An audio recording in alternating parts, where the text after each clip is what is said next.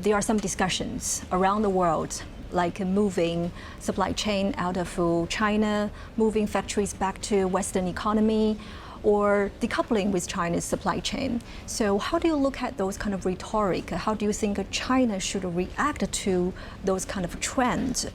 And will this kind of trend change the direction of globalization?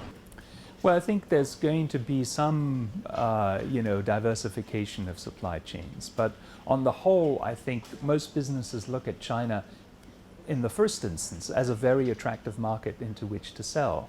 And since it's a good market in which to produce, why not be in China to sell to the Chinese market? I think a lot of global supply chains will continue to exist.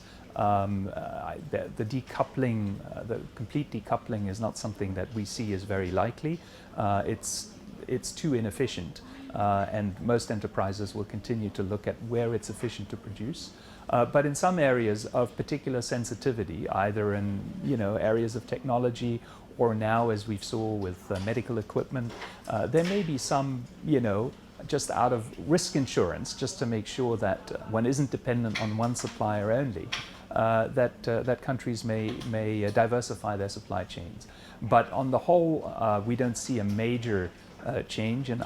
The coronavirus pandemic bring a lot of profound changes to our life and our economy. And what kind of changes do you think would shape our future? And what's your advice to government, individuals or business to prepare for these kind of changes? The first thing that we've noticed is that we are connected, whether we like it or not. We are an interconnected world, and so what happens in one country affects another country. I think that suggests that we're better off when we work together, when we collaborate. We're also better off when we share information, when we're transparent. I think that all countries, I think, will learn that lesson, I hope, and find ways to cooperate more closely. I think the one big item on the agenda for international cooperation that hasn't gone away as a result of COVID-19 is climate change.